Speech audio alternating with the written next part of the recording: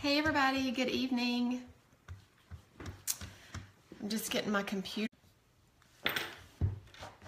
Hope my connection's not bad. I'm getting my computer pulled up here so that I can make sure I see any comments that come in.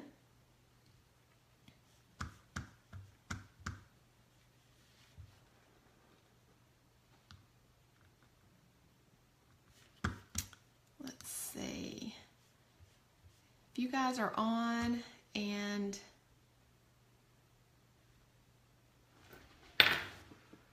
okay. Looks like people are joining. Hey Rhonda. Oh good. I'm trying to make sure I don't have a bad connection here. Okay, awesome. Okay, yay. Hey guys. Good to see you guys. Hey Clarice. Hey Naomi. So I'm going to go ahead and get started. And hopefully others will be able to join us soon. I always like to say, just like I did in my class last week, just kind of a little bit of a disclaimer, even though, you know, I'm a medical professional, I'm not a doctor. And if you are looking to, you know, treat your cholesterol, if you have high cholesterol, or if you're looking to adjust any type of medications that you take, always make sure that you talk with your medical provider first. So tonight's topic is on how to maintain a healthy cholesterol level. And really this is for any and everyone because whether or not, you know, you've been diagnosed with high cholesterol, you want to avoid it, right? So that's kind of what I want to go over tonight, how whether or not you've had high levels before or you just want to maintain a healthy level and hopefully avoid some of that in the future, I'm going to go over things that you can incorporate to do that naturally. So first of all, I wanted to talk about really what is cholesterol and is all cholesterol bad? Well, the answer to that is no. Cholesterol is actually super important for many reasons in our body, for many functions within our body. It is a naturally occurring substance in our body that's produced by the liver, and it's a molecule that is important for things like vitamin D production, for function of all of the cells in our body, for hormone production, and also something that's really important for is brain health. It helps us, you have to have healthy fat in your body to have good brain function, and it can actually help you prevent or avoid things like Alzheimer's, dementia. So, you know, I mean, we've all probably either had loved ones with that, you know, or seen people, and it's very sad. So, you know, anything that we can do to be proactive in our health to avoid some of those things, I think is just always key. So, having said that, all cholesterol is not bad. And the three components of the cholesterol, so to speak, that you always want to be aware of, and whenever you maybe go and see a medical provider, you don't just want to, I try to teach my patients this, you don't just want to know what your total cholesterol is, because quite honestly, total cholesterol doesn't really mean a whole lot. It used to be that we would say, if your total cholesterol is below 200, then, you know, you're good. But that's just really not the case. You have to look at the breakdown. Cholesterol medicine, so I'm hoping to get, yes, Cindy, I am going to talk about supplements and oils that can be used to help support healthy cholesterol levels at the end. So going back to the different types of cholesterol. So many of you have heard of LDL. That is the bad cholesterol. And I usually tell people to remember this by L stands for lousy. Okay, so this is the cholesterol that we do not want a lot of in our body. Some is necessary, yes, but we don't want high levels. And generally, your LDL for everyone really needs to be less than 130. Now, if you are somebody who has other medical problems, you know, like heart disease, then the guidelines for your numbers are going to be even lower. Hey, Marilyn. The guidelines for your numbers are going to be even lower. But I just kind of wanted to give you a general, really, you know, all of our cholesterol levels should be less than 130, the LDL. And then there is the HDL, and that's the good cholesterol. And I always tell people, remember, H stands for happy. So the good cholesterol, the more of that in your body, the better. The higher the level of the good, the better. And what the good does is it really kind of cleans out our arteries from the bad cholesterol, cleans out our blood vessels from the bad cholesterol. So think of the HDL or the good cholesterol as kind of like the dust buster that kind of helps to clean everything out. So you want those levels really high.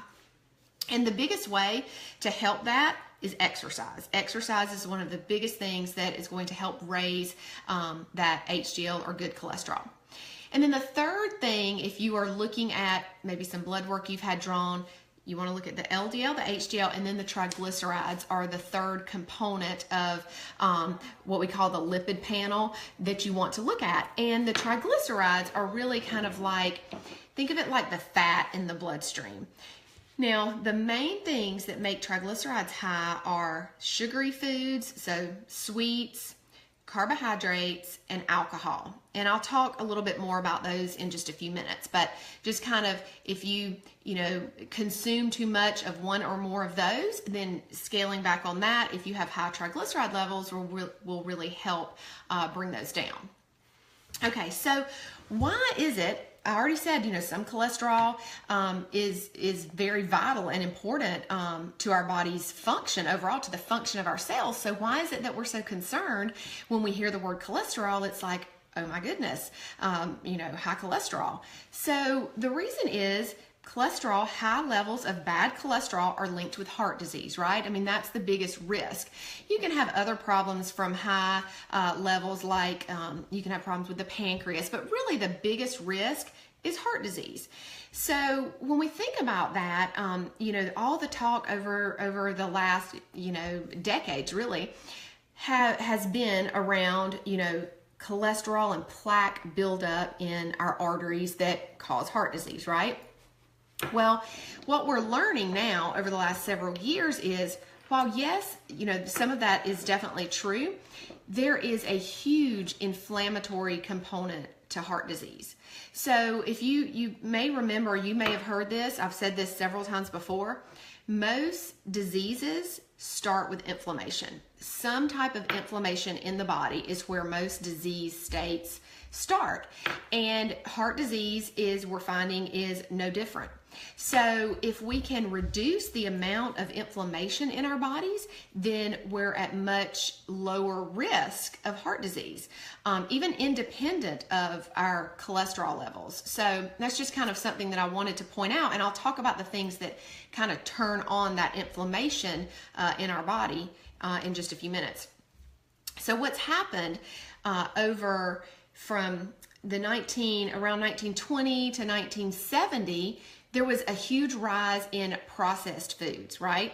So, people started, instead of, growing their own food and, hunting their meat, they started going for convenience, buying the processed foods, which is really, has kind of been a big downfall of America, right? We just, we eat lots of things from a box. We don't prepare our own food. We don't grow our own food, and so that is part of the reason that we see such a rise. In fact, heart disease became the leading cause of death during that time period because of the more processed foods that people began to start eating. And heart disease is still the number one cause of death among Americans. So huge problem. And if we can modify and control cholesterol levels, then we can greatly decrease our risk of heart disease. So it is very important. So when we talk about diet and the way that things have changed, one of the biggest things in the standard American diet, or if you notice what the abbreviation for that is SAD, SAD. And honestly, it is really sad the way that a lot of us eat. The standard American diet is kind of sad. It's full of hydrogenated fats or trans fats. I talked a little bit about this last week when, if you listened in on the one that I did on maintaining a healthy blood pressure, and really trans fats and hydrogenated fats, those are everywhere in processed foods, baked goods. Trans fats are cheaper. They're more stable at, hey Beth, they're more stable at room temperature than butter, and so they're less perishable. So that's why, a lot of companies choose to use those, even though they're horrible for our health. And what happens when we consume these trans fats or hydrogenated fats is that the actual shape of them is kind of irregular, and it actually sticks in your bloodstream, in your blood vessels. And so it kind of sticks and gets clogged in there. So basically, if you have too much of that buildup over time, then you are going to get clogged blood vessels, from having too many hydrogenated or trans fats. So that's one of the biggest things and ways that you can improve your cardiovascular state, basically, and also improve your cholesterol levels, is by avoiding those foods with the hydrogenated fats and the trans fats in them. Always look at your labels and make sure that it does not, that it has 0 trans fats, and that there's nothing in the ingredients that say hydrogenated oils or, hydrogenated fats. That's super duper important to look out for those words. You have to become really, really good at reading labels. If you want to, lead a natural lifestyle, then you've got to be proactive, right? So you have to be really good at, and it just takes a few times, looking at, if you can't pronounce all of the ingredients in something, then your body doesn't recognize it. So you should really avoid those things. Okay, so food, that kind of leads me into, I want to talk about first foods to avoid, and then some foods that we can add into our diet, and then I'll move into supplements and oils that we can use. So foods to avoid: hydrogenated fats, that's processed foods basically, sugar, and refined carbohydrates. And what those actually do is they stimulate the liver to produce more cholesterol. They stimulate the liver to produce more cholesterol, and they also turn on that inflammation in your body. So think about anytime you consume something with white refined sugar or a refined carbohydrate, which would be like baked goods, cookies, I always, in my mind, now that I know that and have kind of programmed my mind this way, I always just think inflammation when I see that. And honestly, it makes me kind of turned off and not even, want those things anymore. Just when you start thinking about what some of these foods are doing to your body, it kind of really, makes you shift your mindset and, decide, I want better for my body. I don't want to put these terrible things that are turning on inflammation in my body and potentially leading to different disease processes. So really kind of think about that. Things that you can do, I certainly have a sweet tooth. I love some sweets, but I've learned over time to replace sugary foods, those, the bad sugars, with things like using honey, maple syrup. Dates are a great sweetener, coconut sugar, those type things. And you only need a little bit to get kind of that fix, and then you don't get, all of the bad inflammation that comes along with it. Now, certainly everything's in moderation, so you don't want to go overboard on those things, but those are really, really great replacements. And I'll talk more about kind of swaps and replacements at the end also. The next thing that you want to avoid that actually stimulates the liver to produce more cholesterol is alcohol, consuming too much alcohol. And I already mentioned alcohol will increase your triglyceride levels as well, but you want to make sure that you're not consuming more than 1 12-ounce beer, 1 4-ounce glass of wine, or 1 ounce of liquor. That would be kind of the limit for a 24-hour period, so no more than that. And then the next thing, is conventional meats.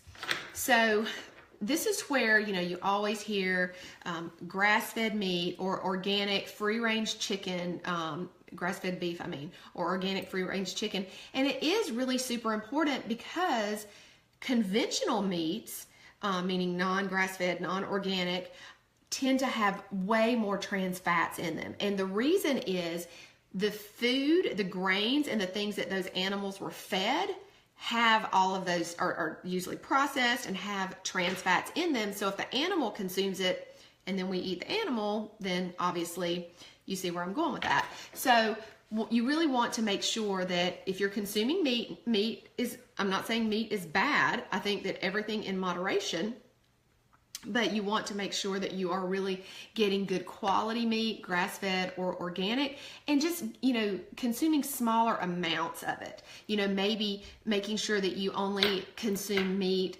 once a day, like, at dinner.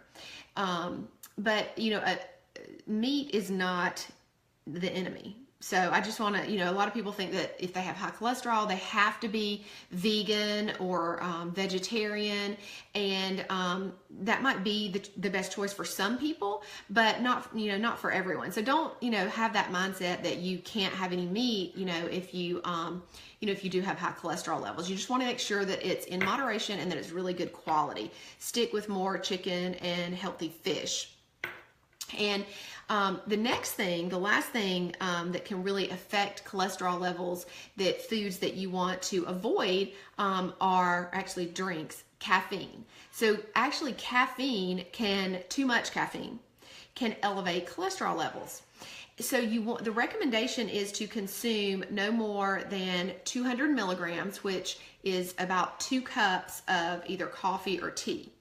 Now, we're not even going to talk about sodas because you shouldn't be consuming sodas anyway, because those are full of chemicals and toxins and sugar, unless you're getting diet, which is full of all other junk. So just avoid the sodas altogether. But as far as caffeine, you can have 2 glasses of tea or coffee, and that's okay as far as the cholesterol levels go. Now, some things that you want to incorporate into your diet that can actually help you to maintain healthy cholesterol levels. So the first thing that you have probably heard a lot about, maybe you even use some of these, are omega fatty acids. So you hear of omega-3s, omega-6s, and it's important to have a good amount of both. Hey, Victoria. It's important to have a really good amount or balance of both of those. The ways that you can get those are things like wild-caught fish, wild-caught salmon in particular is really good, avocado, coconut oil, healthy nuts like almonds, walnuts, and then also taking a supplement, taking, some omega fatty acids in supplement form. And I'm going to talk about that once I move on to that section in just a few minutes. The next food kind of group that you want to incorporate more of are high soluble fiber. So foods that have a lot of soluble fiber in them are things like flaxseed is a great one. Legumes, so beans, things like kidney beans, navy beans, pinto beans, chickpeas, other legumes or lentils are great too. Those all have a good amount of high soluble fiber. And what happens when you consume foods that are high in soluble fiber is it actually binds some of the cholesterol in your stomach, in your gut, and helps you get rid of it, helps your body get rid of it. So that's really important to have those highly soluble fibers in your diet. Other things that have those are grains like oats, like a whole grain oat. You want to get gluten-free if you can. That's probably best. Yes, black beans. Lima beans, I believe, are a little bit lower in soluble fiber than the other beans, and I didn't mention black beans, but yes, black beans are high in soluble fiber. But I believe lima beans don't have quite as much. They probably have some, but not quite as much, Cindy. Good question. And then the other 2 things that have high soluble fiber are fruits and vegetables. Just your, raw fruits and vegetables have a lot of soluble fiber. So really try and incorporate more of those things into your diet. And you can see the things that I mentioned, when you're incorporating more of that, what are you eliminating? Processed foods, right? Because if you're eating all of these, fresh highly soluble fiber foods, you're going to get fuller, you're going to stay fuller longer, and you're not going to want those processed foods. Once you your taste buds adapt and adjust, then you're not going to want to consume those processed foods anymore, and they're going to make you feel terrible when you do, once your body gets to kind of a cleaner state and you're consuming foods that are healthier, that work with your body and help your body function at a higher level. Then you're not going to want some of those things that you used to. And then the other two things that you can consume more of, one is garlic and onions. Actually, garlic and onions contain sulfur in them, and sulfur compounds are actually very cleansing to the blood vessels. So you may have heard, a lot of times I'll see patients who are taking garlic tablets to try and help, with their cholesterol levels. It's really better, not that I'm against those, but it's really better to consume those type things in your diet if you can. So consume, just cook with them. Just cook with, garlic, and it gives you a lot of flavor. You can cut back on some of the salt that you put in your food if you're using things with more flavor like herbs and spices and garlic and onions and that type thing. And then the last thing that you want to consume more of is turmeric. Turmeric is actually very anti-inflammatory. So it really helps with, like I said, the root of most disease states is inflammation. And cholesterol is right there with that. So turmeric, some ways that you can just do ground or, the powdered turmeric. You can get fresh turmeric. I will warn you that if you're going to use that in something, it will stain your hands, kind of an orange color, but you can do that. Sometimes I've grated fresh turmeric into a smoothie, but it's not super time consuming, but I don't always like to take the time to do that. So I like to have my turmeric, and I actually put it on an egg in the morning. When I cook my eggs, I'll sprinkle some turmeric on that. It really doesn't have any taste, but I'm getting those anti-inflammatory benefits from the turmeric. The other way that you could think about using turmeric, if it wasn't a dish you were cooking, is in a smoothie. You could sprinkle some turmeric into a fruit smoothie. And honestly, I bet you won't be able to taste it at all. It really doesn't have much of a taste at all. So that would be another way that you could, incorporate that into your diet. So those are the foods you want to avoid, and then the foods that you want to consume more of. Now I'm going to move into some supplements and oils, essential oils that you can use to help support the body in maintaining a healthy cholesterol level. And I want to give you a personal testimony on this in just a second. Sorry, my mouth's dry. So the first and foremost is this little pack right here. And I know many of you on here already use doTERRA products. And if you don't already take this Lifelong Vitality Pack, the LLV is what we call it, then you need to. You have to try it.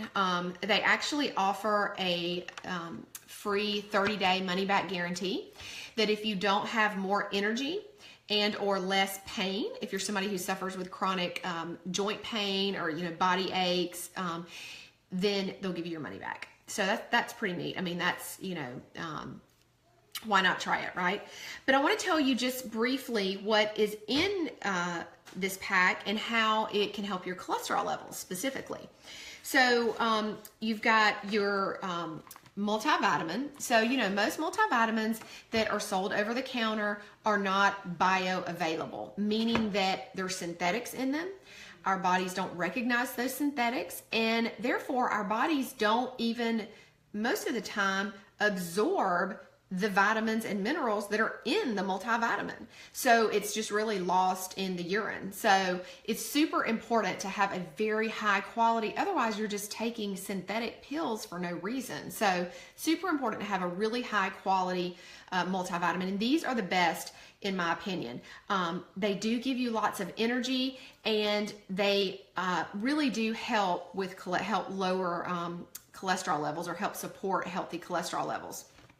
So you've got your, like I said, your vitamins and minerals, and then you've also got your omega fatty acids in here. You know, I talked about, again, how important those healthy fats are. And quite honestly, the foods that we consume, you could probably never consume enough of the omega fatty acids just by what you're consuming in your diet. So it is important to take a supplement. I would say that I can't really think of many people at all that wouldn't benefit from, you know, adding some healthy fat into their diet in a supplement form. And then the last thing that's in here that makes this super unique that I love is called Alpha CRS. And this is basically a cellular complex. So what it does is it helps promote healthy cells in the body, and it helps reduce inflammation in the body. So one thing that's in that Alpha CRS is turmeric. There's actually some turmeric in there because remember I said it has very high anti-inflammatory properties. So I take that Lifelong Vitality Pack every day, and I want to tell you that you know, I've been using that for probably 4 years now. And probably, I want to say before a year ago, so, you know, the 3 years before that, I would maybe forget to take some doses, and I'd take it here and there, and I just honestly would forget. And then, you know, over the last year, maybe a little bit more, I was like, you know, I want to remember this because I could start to feel that I didn't have as much energy when I would miss my doses. So I really got good at, you know, making sure that I had them set out and, you know, that I had a routine. So taking them consistently, I had checked my cholesterol levels a year ago. This was several months ago, so it had been about a year. And when I checked my cholesterol levels the year before, they were not high, but for me, for the standard that I wanted, they were too high. So like my LDL was under, Victoria, I take a half dose. I do not take a full dose. I don't feel like I need a full dose. And the half dose, for those of you who either have not tried them or maybe have just gotten them, the half dose is 2 of each of those pills once a day. Otherwise, the full dose is 2 of each of the 3 bottles twice a day. Now, I feel like I have plenty of energy. I feel good. I don't feel like I need an evening dose, but a lot of people who have chronic health conditions, especially you know, a lot of inflammation in their body, autoimmune disorders, do really feel like they need the full dose, so they'll take it twice a day. So as I was saying, I had been taking those consistently, the half dose, for a year or so, had my cholesterol checked because the year before my LDL, remember I said that everybody needs to be, their LDL needs to be below 130. Some lower if they have other medical problems. Mine was like 127, I think, or 126. So yes, it was within range, but I wanted it below 100. I was like, this is too high for me. You know, I eat healthy, I exercise, you know, I want it lower. So I, you know, thought, well, what else can I do? So I became consistent at taking my Lifelong Vitality Pack, my LLV. And when I rechecked my labs the year later, my LDL, my bad, had dropped 40 points. So it was under 100. It had dropped 40 points, and my HDL, my good, had gone up 26 points, which if you don't know anything about cholesterol levels, that's insane. Like, it's really, really hard to get HDL, good cholesterol, to increase that much. Really, if you can increase your HDL by a few points, every 1 point is significant. Every 1 point lowers your risk of heart disease by 3%. So the fact that mine went up 26 points, I just couldn't even believe it. I actually showed it to one of my physician colleagues, and he was like, that's better than medication. And I'm like, yes, I know, you know, so I was like super excited. So I'm a huge, huge fan of the Lifelong Vitality Pack. Now, I will also tell you that I do consume a diet that is pretty high in fat and healthy fats. Those things that I mentioned: avocado, coconut oil, olive oil, nuts, wild caught salmon. You know, I do definitely consume a diet that is high in fats. So But the biggest difference that I saw was in consistently taking that Lifelong Vitality Pack, because I still exercised the same amount that I had always exercised. In fact, I was exercising probably a little bit less intensely. So I'm a huge fan of those. So that's number one. And then the next things that I want to talk about are some essential oils that you can use to support a healthy cholesterol level. Now, the first one, and it may kind of seem strange, but the first one is actually lavender. And the reason that lavender helps with to support a healthy cholesterol level is high cholesterol levels have been shown to be linked to stress. Okay, so when our bodies are under a large amount of stress, our body, this is not actually fully understood, the whole reason behind it, but our bodies, it's thought that our bodies produce more cholesterol, number one. And then also when you're stressed, what do? You know, you don't eat as healthy probably, you may not exercise as much. So the way that lavender can help is lavender is very calming. Lavender is very soothing. So it helps you to manage, you know, stress in your life. It helps with calming and just overall emotional support. So lavender can be very supportive in that. And if you feel like, you know, which a lot of us do feel like we're stressed a lot. So if you feel like you're under a lot of stress, then I would definitely suggest trying some lavender topically. You can just put a drop in your hand with a drop of carrier oil, like coconut oil, rub it together and just, you know, rub it on your neck. It's very soothing and relaxing, and you can also cup your hands over your mouth and nose and inhale that, and that way you get the aromatic benefit, and then you also get the topical benefit to that. So lavender's number one. Number two is frankincense. Frankincense, we all know and love frankincense. Frankincense is the king of oils. It has lots of anti-inflammatory and antioxidant properties. So super healthy for the cardiovascular system. You get that antioxidant support, and then also you get that inflammation reduction, that anti-inflammatory benefit.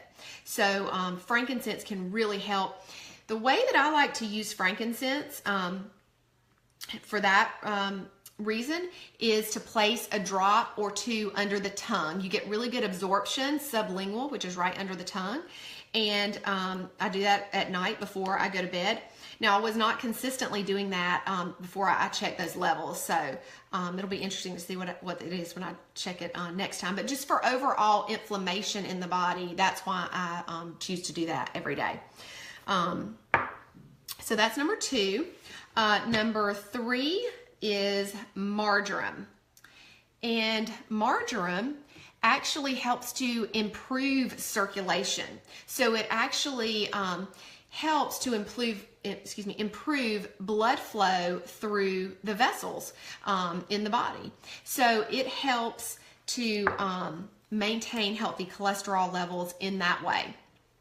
Now, a lot of these oils that I'm talking about today, you might, if you were in the class last week, and you can still go back and watch it on maintaining healthy blood pressure levels, these are the same oils. A lot of them are very, it can be used for both things because they're very good for the cardiovascular system and also for that inflammatory reduction. So I just wanted to kind of point that out because honestly, you know, most of the patients that I see have both. High blood pressure, high cholesterol. And so if you're looking to support the body in both of those areas, you know, you could get kind of a double benefit from a lot of these oils. So I just wanted to mention that. The next one is cypress. And cypress actually helps to improve circulation. I did not talk about cypress last week, but cypress is one that not only helps to improve circulation, this one you would just use topically. This one is only meant for topical application. And if you remember last week, I talked about the reflexology and where the points were, the reflex points that were related to the heart were on the left foot and then on the hand. And so you can place cypress on the bottom of the foot, on the bottom of the left foot, sort of right underneath the pad of the foot, and massage it into that area would be a great way to use cypress to help support healthy cholesterol levels. Now, cypress also helps to calm the mood, and it helps with emotional management. So you get that added benefit of, you know, if some of your cholesterol elevated levels may be from that stress, cypress is another great one that you could not only apply topically, but you could also diffuse it. Cypress and lavender would be great diffused together. You could diffuse that at night, you know, on your bedside table. That would be a great way to not only help, you know, promote healthy rest, but then also you're getting the added benefits of the stress reduction, which will help promote healthy cholesterol levels. Next one is lemongrass. Lemongrass is super awesome. And this is honestly the first one that I have helped several patients with, you know, who have issues with their cholesterol levels. I have helped them get on a regimen to support healthy cholesterol levels. And the two things that I recommend first and foremost are the Lifelong Vitality Pack and lemongrass. Those would be the two hands down to start with. And then you could add on some of these others. But again, if you know, are under a lot of stress and you think that maybe some of your maybe elevated cholesterol levels could be from stress and you already have some lavender, go ahead and start, you know, incorporating that. But if you're looking to really support the body on a deeper level, then definitely taking internally the LLV vitamins and the lemongrass. Lemongrass, remember, has lots of anti-inflammatory properties. So that's why it's really, really good for maintaining healthy cholesterol levels. Now, taking it internally, one of the patients that I actually, you know, was helping, she would just take lemongrass in a couple of drops of lemongrass in a little bit of water and just would take it like kind of like a shot. Most people probably aren't going to be able to do that because they're not going to like the taste of it. So what I recommend is getting some of these veggie capsules, and you basically just pop the capsule open and you would place 3 drops of the lemongrass in the capsule, close it up, and then take that twice a day would be the recommendation. Now, other things that you can add, I want to give you two sort of blends that you can use because you may not, again, you may have some of these oils, but you may not have all of them. 2 blends that you can use to help support healthy cholesterol levels are 3 drops of the lemongrass and 2 drops of frankincense in a capsule or in some water, and drink it if you choose to do it that way twice a day. Okay, and then the next one is 3 drops of lemongrass and then 2 drops of marjoram in a capsule or in some water, and that's again twice a day. So those are just kind of some options. I always like to give options of things that you can use because you may already have some of these oils, but you may not have all of them. And then the last one, the last oil is a blend of oils that is really, really great. It's called the Metabolic Blend. And this blend is very cleansing to the liver. The Metabolic Blend has grapefruit, it has lemon, it has peppermint, ginger, and cinnamon in it. So it has all 5 of those oils in it, and it's just very cleansing to the liver. And as you know, it's called the Metabolic Blend, so it helps to maintain a healthy metabolism. So that one's really good to take internally. You can drink that. A lot of people like to drink that in their water. It has a minty taste because you can really taste the peppermint in it. Some people don't like that and would prefer to just take it, 3 drops of it in a capsule twice a day is what you would want to do in respect to maintaining healthy cholesterol levels. You could also, I've put this one into a smoothie, like a chocolate smoothie. It's really good because you get that minty taste in with the chocolate, so it's just kind of a chocolate mint flavor. So that's another one that's really good to support healthy cholesterol levels. And then the last thing that I wanted to share with you are just a couple things to kind of think about that you could swap out for some foods that you maybe already eat. So if you love fish, then always make sure that you get or cook your fish baked, grilled, avoid the fried fish, right? If you like things with mayo in them, mayonnaise, then try substituting the mayonnaise for Greek yogurt. Try to use some Greek yogurt. You're going to have more protein and you're going to have less of the unhealthy fats there. Try adding in some flaxseed meal, like some ground flaxseed, either to a smoothie or to some baked goods, like if you're going to bake muffins or some type of bread or even pancakes, sprinkle in some flaxseed. That's a great way to get some of that good, healthy fiber. Hummus is a great one because you're getting that healthy, soluble fiber from the chickpeas. Yes, absolutely. Did you mean put Greek yogurt? I've put Greek yogurt in hummus before too, instead of the tahini. I didn't know if you meant that, Betty, but this reminded me of that.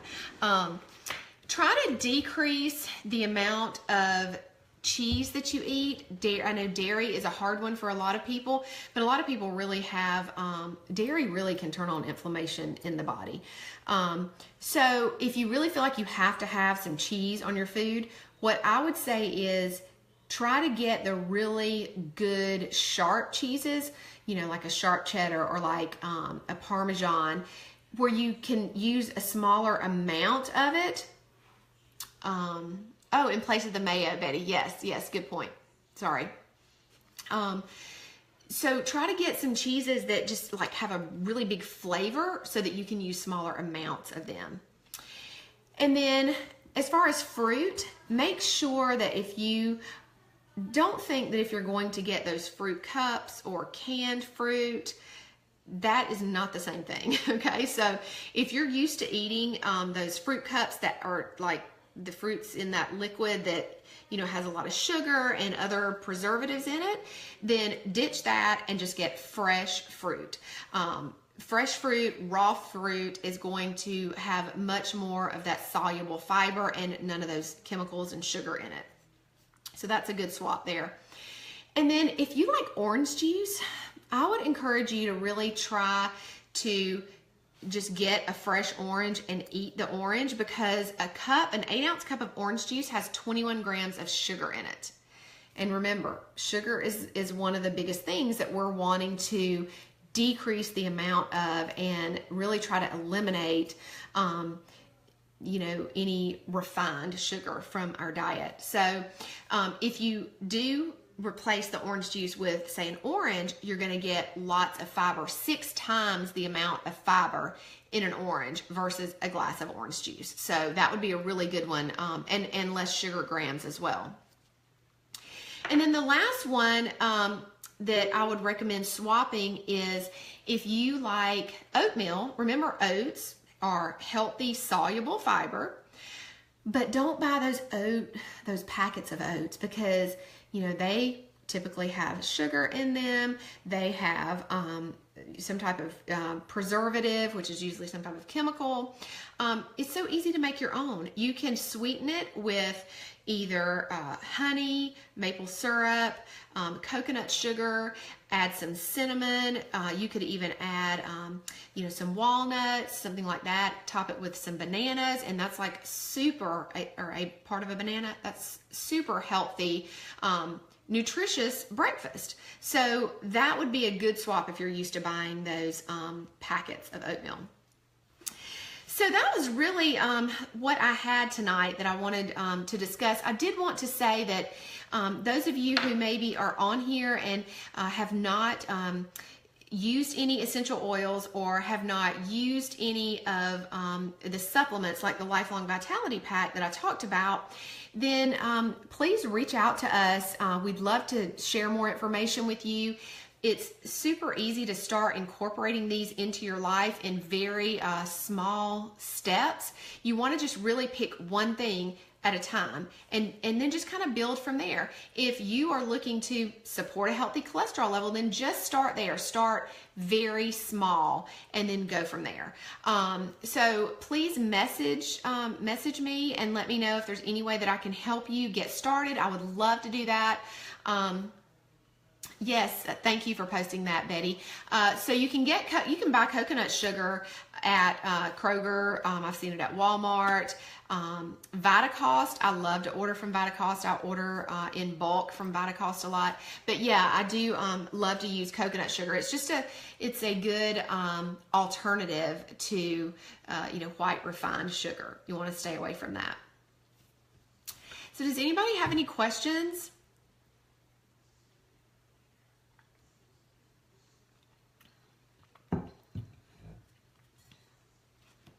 All right, guys, I hope you have found this information helpful. Please, you can actually share this on your timeline. If you know of somebody that this could help, then just share it on your timeline and they can go and watch it. It'll be up for 2 weeks. That's all you can make a class is for 2 weeks. So thank you guys for joining. I appreciate it. You guys have a great night. Yes, this will be up for 2 weeks, Cindy, so you can go on and listen to anything that you missed. Yes, grapefruit is good, Rhonda. It does help the body to support healthy cholesterol levels. It is in that blend, that metabolic blend, and that's one of the reasons that it's really good that to help support healthy cholesterol levels. All right, guys, you have a great night. Bye.